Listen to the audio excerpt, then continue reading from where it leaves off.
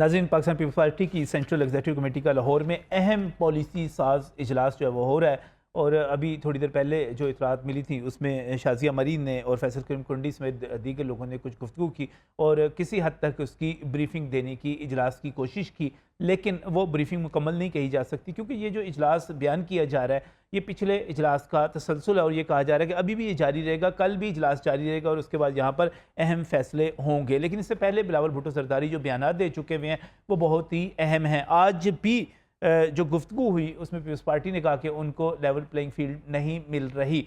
उन्होंने कहा कि हमारे साथ जो कुछ हो रहा है वो मुनासिब नहीं है। सिंध के साथ ख़ासतौर पर बड़ी ज़्यादती हो रही है, वहाँ पर तरक्याती कामों पर पाबंदी लगा दी गई है, वहाँ पर ट्रांसफ़र पोस्टिंग पर पाबंदी लगा दी गई है, बाकी जगहों पर भी निगरान हुकूमतें मौजूद हैं, वहाँ पर ये काम नहीं हुआ, तो सिंध में ये काम हो रहा है। एक तो उन्होंने ये बात की, लेकिन जो असल बात CEC के हवाले से की जा रही है वो ये है कि उन्होंने लतीफ़ खोसा को और एतजाज़ अहसन को बुलाया था कि आएँ इजलास में शिरकत करें, मगर वो दोनों शरीक नहीं हुए और लतीफ़ खोसा साहब कहते हैं मैं मसरूफ़ था, मसरूफियत की वजह से नहीं आ सके, लेकिन इसका एक ख़ास मतलब लिया जा रहा था। एक बार बार मुतालबा किया जा रहा है कि पीपल्स पार्टी 90 रोज़ में इंतखाबात के हवाले से कोई तहरीक चलाने जा रही है। बिलावल भुट्टो सरदारी उसकी बात कर रहे हैं। अब ये देखना ये है कि सेंट्रल एग्जीक्यूटिव कमेटी जो आज उसकी ब्रीफिंग हुई उसमें प्रेसिडेंट की मुखालफत की गई, कहा गया कि वो विकेट के दोनों तरफ खेल रहे हैं। तो अब यहाँ पे सवाल ये पैदा हुआ कि जो CEC है वो किसके साथ जा रही है? जरदारी साहब की मफाहमत के साथ जा रही है, बिलावल भुट्टो की मज़ाहमत के साथ जा रही है। ये दोनों बाप बेटा जो है ये क्या किस किस्म की हिकमत अमली बनाएंगे? दोनों इकट्ठे मौजूद हैं, इस पर बात करेंगे आज के प्रोग्राम में। और ख़ास तौर पे इस हवाले से कि पीपल्स पार्टी की आने वाले दिनों में मुफाहमत की तरफ जा सकती है, मज़ाहमत की तरफ जा सकती है, क्या इस चीज़ के इम्कानात मौजूद हैं कि पाकिस्तान पीपल्स पार्टी PTI के साथ जाकर किसी ट्रक पे चढ़ जाए? तो उसके लिए मियाँ हबीबुल्लाह साहब सीनियर तजियाकार हैं, हमारे साथ यहाँ पर स्टूडियोस में मौजूद हैं। इसके साथ साथ नईम मसूद साहब भी हमें ज्वाइन कर रहे हैं और हम पाकिस्तान पीपल्स पार्टी के रहनुमाओं से भी रब्ता करेंगे। मियाँ हबीब साहब, ये पाकिस्तान पीपल्स पार्टी जो है किधर जा रही है? मुफाहमत की तरफ जा रही है जरदारी साहब जिस तरह बात कर रहे हैं, या मज़ाहमत की तरफ जा रही है? नजम अली साहब, आपने विकेट के दोनों तरफ खेलने की बात की, तो मेरा ख्याल है कि कोई प्रेसिडेंट साहब अकेले नहीं खेल रहे या चौधरी बरादरान या मुस्लिम लीग नून ही नहीं खेल रही, सारे विकेट के दोनों तरफ खेल रहे हैं। पीपल्स पार्टी विकेट के दोनों तरफ खेल रही है। सारी पार्टियां जो है जी वो विकेट के दोनों तरफ खेल रही हैं। दोनों तरफ खेल रही हैं। वो चाह रही हैं कि वो एस्टेब्लिशमेंट की भी चापलूसी करें और आवाम की भी चापलूसी करें। और इस वक्त जो है देखें कि पीपल्स पार्टी जो है वो एक बड़ी अपने आप को जमहूरियत पसंद जमात कहती है ना, तो वो उनका ये मुतालबा दुरुस्त है कि 90 रोज़ में इलेक्शन किया जाए। लेकिन साथ ही ये पीपल्स पार्टी से अगर को पूछा जाए कि आपने तो खुद उस इजलास में हमायत की थी कि नई मरदमशुमारी के मुताबिक इलेक्शन करवाए जाएँ, तो उसका तो साफ मतलब था कि इलेक्शन डिले कर दिए जाएँ। तो इसका मतलब है आप वहां सारा मीडिया चीख के बता रहा था, ये नहीं किसी को पता नहीं था। जी, आप हाथ अपने काट के जो है वो दे आए हुए हैं कि जी ठीक है आप इलेक्शन डिले कर लें, और आप कह रहे हैं कि जी नहीं जी 90 रोज से आगे नहीं जाना चाहिए, आइन यही कहता है। ये मुराद अली शाह साहब ने उस वक्त किससे इंस्ट्रक्शंस ली थी? अगर बिलावल भुट्टो से ये पूछा जाए कि उस वक्त किस इंस्ट्रक्शंस लेके ये फैसला किया था, तो फिर पता चलेगा कि ये क्या होगा। तो फिर आपको लग क्या रहा है पीपल्स पार्टी जा किधर रही है? देखें, बात यह है कि ये ना अवाम, ये पॉपुलर सियासी स्टांस लेने की कोशिश की जा रही है कि अवाम को जो है वो ये बताया जाए कि हम जो है बहुत जमहूरियत पसंद है और हम आपके साथ हैं और हम इलेक्शन से नहीं भाग रहे हैं। और वो मलबा गिराने की कोशिश कर रहे हैं कि शायद मुस्लिम लीग नून जो है वो इलेक्शन से घबरा रही है, वो इलेक्शन से भाग रही है। प्लेइंग लेवल जो लेवल प्लेइंग फील्ड की बात कर रहे हैं, फील्ड की जो बात की जा रही है, तो वो भी इसी पिराहे में की जा रही है कि जी ये तासर देने की कोशिश की जा रही है कि जनाब हमें। अच्छा मियां साहब, आप बड़े नज़र रखते हैं चीज़ों के ऊपर। इस वक्त जो सूरत हाल बनी हुई है, आज भी खबर आई कि गालिबन अजीज़ुर रहमान चंद साहब की फैक्ट्री पे छापा पड़ा, कोई 51 करोड़ रुपए की बिजली चोरी, गैस चोरी वगैरह वगैरह पकड़ी गई। पीपल्स पार्टी ये भी खतरा नहीं महसूस कर रही कि जितने क्रैकडाउन हो रहे हैं वो उनके लोगों के ऊपर भी हो सकते हैं, उनके बंदे भी पकड़े जा सकते हैं, लिहाजा दबाव बढ़ाया जाए? असल में बात यह है कि सिंध में जो है ना बहुत बड़ी, पंजाब में ना छोटे लेवल पे करप्शन होती है यहाँ, लेकिन यहाँ बिजली चोरी गैस चोरी थोड़े लेवल पे, यहाँ करने वाले ज़्यादा हैं, लेकिन यहाँ परचून का काम होता है। वहाँ होता है करप्शन का काम जो है ना, वहाँ थोक के हिसाब से काम होता है, और उसमें बड़े बड़े गुर्गे जो है ना वो बड़े बड़े लेवल पे जो है ना वो काम करते हैं। तो वो वहाँ वहाँ सिंध में जो है ना करप्शन का बहुत बड़ा एक बाज़ार गर्म रहा है। उनको ख़तरा ये है कि हमारा यहाँ इख्तिसाब शुरू ना हो जाए, क्योंकि उन्होंने असल में राह हमवार की हुई थी सिंध में कि जी अगर फौरी इलेक्शन होते हैं तो हम जो है हमें बहुत ज़्यादा फ़ायदा होएगा, सिंध तो हम क्लीन स्वीप कर जाएंगे ना। और बाकी जो उन्होंने प्लानिंग की हुई थी वो ये था कि हम बाकी जगहों से भी थोड़ा अपना हिस्सा वसूल करके हुकूमत बना लेंगे मरकज़ में। तो वो उनका जो है ना वो सारा प्लान जो है वो मेरा ख्याल है कि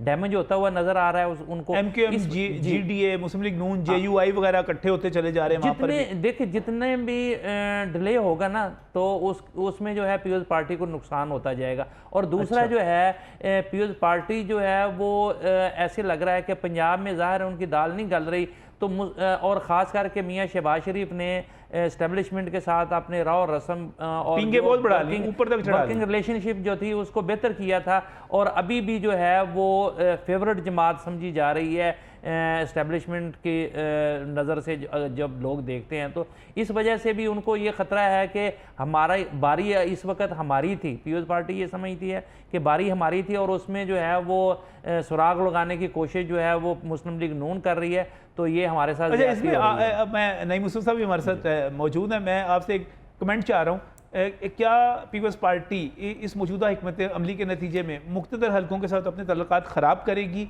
या इसको बैलेंस कर लेगी? प्रेशर नहीं, बैलेंस कर लेगी। और ये वाकई एक तरफ जो है ना वो ये भी तासर दिया जा रहा है कि हम जो है, और बिलावल भुट्टो ने ये बात भी की कि हम तहरीक इंसाफ के साथ मिलकर जल्द इलेक्शन के लिए तहरीक भी चला सकते हैं। ठीक है, इसका मतलब है सीधा सीधा जो है ना थ्रेट देना था कि भाई दो बड़ी जमातें जो हैं वो अगर मिल गई तो आपका क्या बनेगा।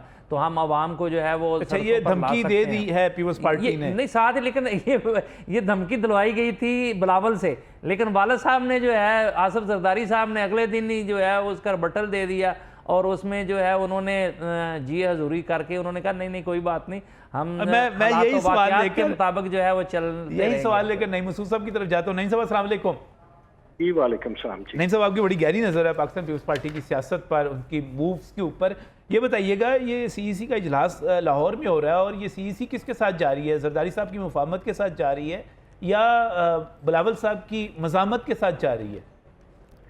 देखिए, पाकिस्तान पीपल्स पार्टी की सियासत आसिफ अली जरदारी ही के गिर्द घूमती है।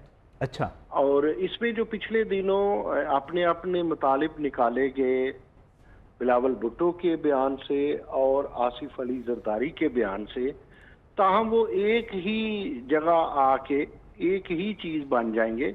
जहां तक मैं समझता हूं बिलावल की सियासत उतनी मैच्योर नहीं है जितनी आसिफ अली जरदारी की सियासत है। और मुफाहमत ही की सियासत दूसरे लफ्जों में जमहूरियत की सियासत होती है। मैं एक बात कहूं नजम, इसमें बड़ा छोटी सी डेफिनेशन है जमहूरियत की कि इसमें मशावरत है और जवाबदही है। कोई लीडर बिलावल हो, आसिफ अली जरदारी हो, इमरान खान हो या शहबाज शरीफ हो, वो खड़े हो कि ये कह दें कि मैंने ये फैसला किया है, या ये भी कह दिया जाए कि मेरी पार्टी ने ये फैसला किया है, हम ऐसे ही करेंगे। लेकिन एक चीज़ बताइएगा, क्या आपको लग रहा है कि आसिफ जरदारी साहब और बिलावल भुट्टो जरदारी उनकी हिकमत अमली में फ़र्क है?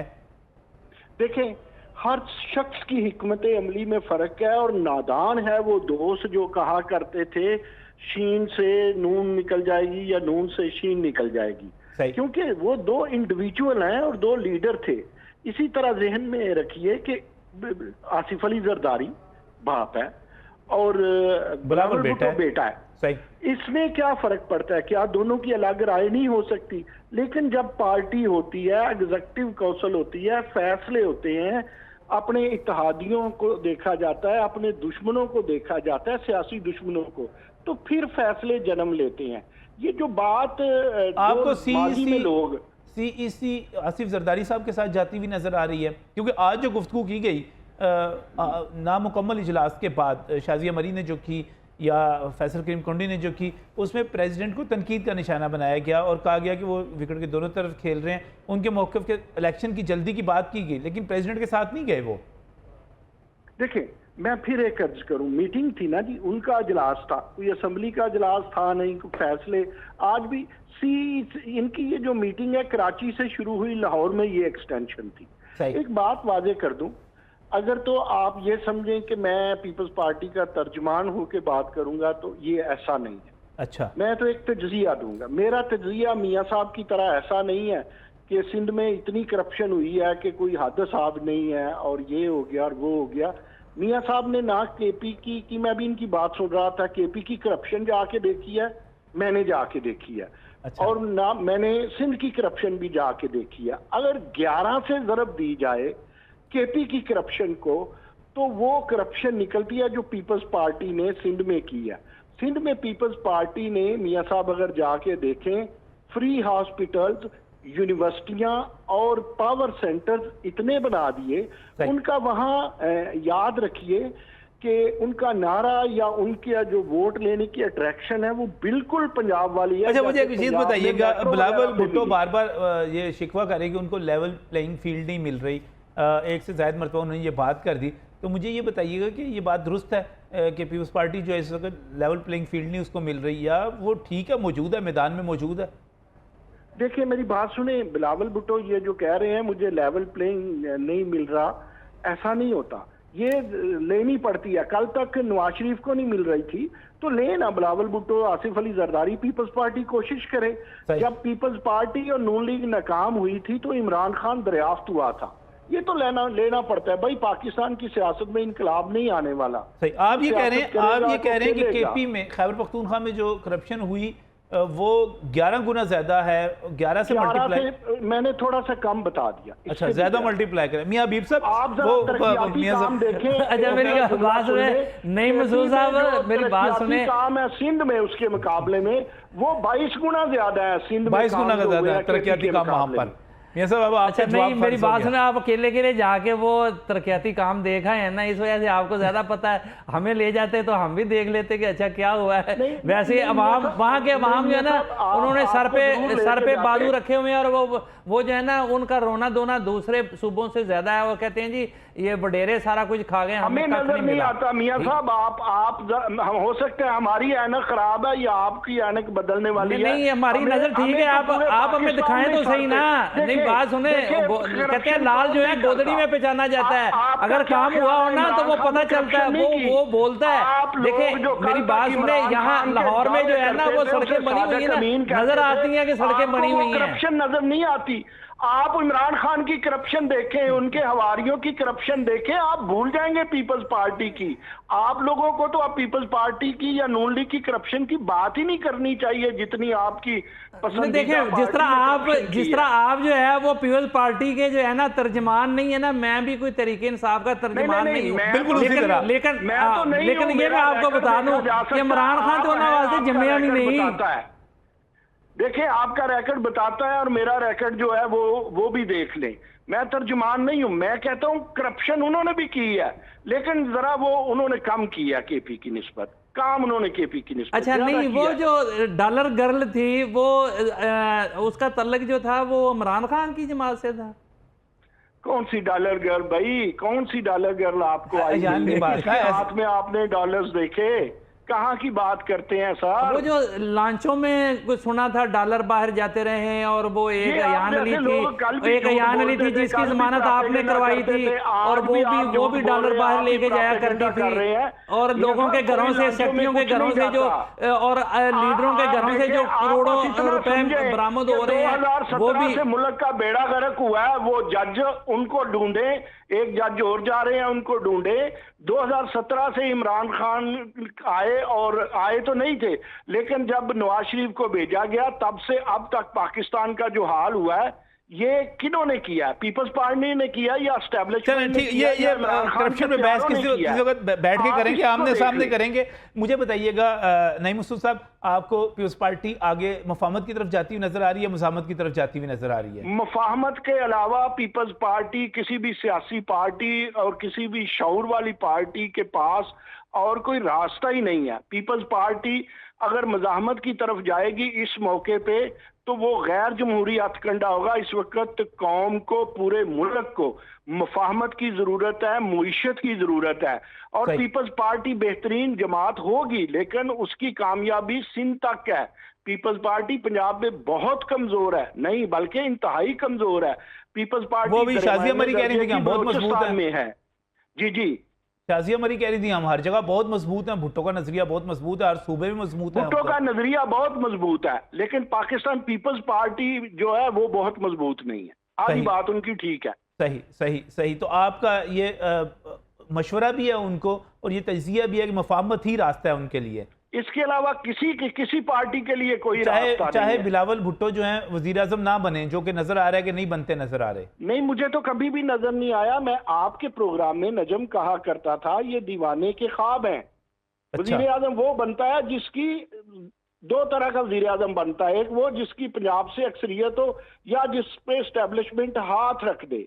पंजाब में पीपल्स पार्टी की जितनी कल सीटें थी, इनकी खुशकिस्मती होगी दो ज्यादा हो जाएं। और रही एस्टेब्लिशमेंट की बात, तो एस्टेब्लिशमेंट पीपल्स पार्टी पर कभी हाथ रख ही नहीं सकती। बहुत शुक्रिया। नहीं मसूद साहब हमारे साथ। आखिर में आपको पीपल्स पार्टी कहाँ जाती हुई नजर आ रही है? नहीं, देखें, सारी सियासी जमातें जो है ना वो एस्टेब्लिशमेंट की तरफ देख रही हैं और वो उनकी हमायत हासिल करने की कोशिश कर रही हैं।